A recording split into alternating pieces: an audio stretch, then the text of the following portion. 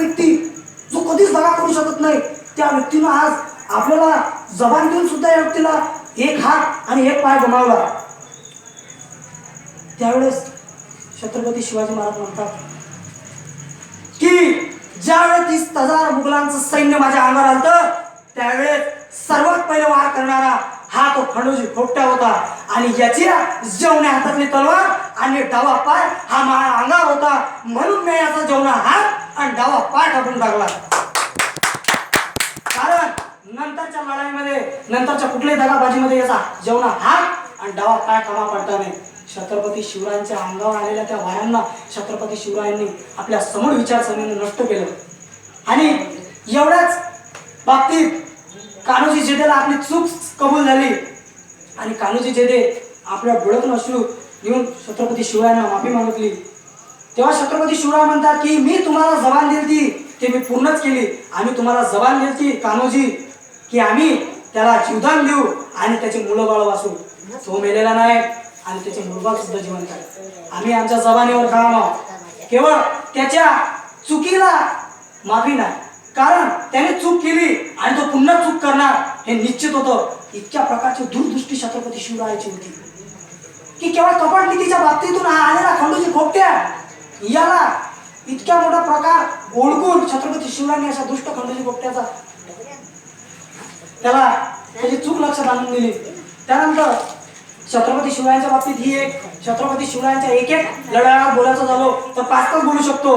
कान्होजी महाराज, यशोजी, रायबा, घोरपडे, परंतु वेळेचा अवधी फार कमी आहे आणि येणारे व्याख्याते शिवव्याख्याते सुद्धा फार मोठे उपस्थित आहेत. म्हणून वेळेचं भान घेऊन छत्रपती शिवरायांच्या बद्दल फार अल्पसं का होईना, काय छोटंसं नाही होईना, एक आपल्या कान्होजी जेधेवर आणि खंडोजी खोपट्यावर तुम्हाला हा छत्रपती शिवाजी महाराजांच्या शिवचरित्रावर हा प्रसंग सांगण्याचा प्रयत्न केला. चुकलं असेल तर माफ घ्या, चुकलं असेल तर जाहीरपणे माफी मागतो. इतिहास काही लोकांनी खोटा इतिहास लिहून ठेवला, पूर्ण संपूर्णरित्या काही विद्वत्तेच्या चाव्या काही ठराविक लोकांच्या पाशी असल्यामुळे खरा इतिहास हा आजही आपल्या समोर नाही आहे. ही आपल्यापाशी दुःखाची बाब आहे. परंतु छत्रपती शिवरायांचं कार्य हेच आपल्यासाठी प्रेरणास्थायी आहे.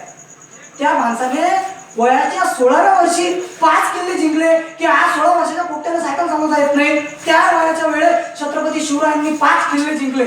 अनेक धक्का संपूर्ण जगाला दाखवून दिला. छत्रपती शिवरायांच्या कार्याबद्दल बोलायचं झालं तर फार काही बोलू शकतो. छत्रपती शिवरायांचे पुत्र संभाजीराजे, छत्रपती संभाजीराजांनी 40 पैकी 40 जे युद्ध आयुष्यात आले 40 पैकी 40 युद्ध जिंकले, एकही हरला नाही. याची थोपट इंग्रज अधिकाऱ्यांनी केली आणि छत्रपती शिवरायांच्या चरित्राबद्दल तर कोणीच आक्षेप घेतला नाही. इंग्रज कोणीच नाही, पोर्तुगीज, डच यांनी मराठी मुलकांची छाती फुगास लावली. यांनी सांगितलं की छत्रपती शिवाजी महाराजांसारखा निष्कंक माणूस कुठल्या प्रकारचं एका चुकीचाही आणि कुठल्या व्यक्तीला इजा पोहोचणारा माणूस या पृथ्वी तलावर नाही आहे. अशा प्रकारे गुणगान या इंग्रज अधिकाऱ्यांना, या डचांनी छत्रपती शिवाजी महाराजांचं केलं. आणि छत्रपती शिवाजी महाराजांनी हिंदवी स्वराज्याची एक कल्पना डोक्यात ठेवून संपूर्ण या जगाला एक धडक दिली. आणि या छत्रपती शिवाजी महाराजांना आज त्यांच्या जयंतीनिमित्त मी त्रिवार अभिवादन करतो आणि या लांब राहिलेल्या 2 शब्दांना पूर्ण विराम देतो. जय हिंद, जय भारत, जय महाराष्ट्र. त्यानंतर छत्रपती शिवाजी महाराजांच्या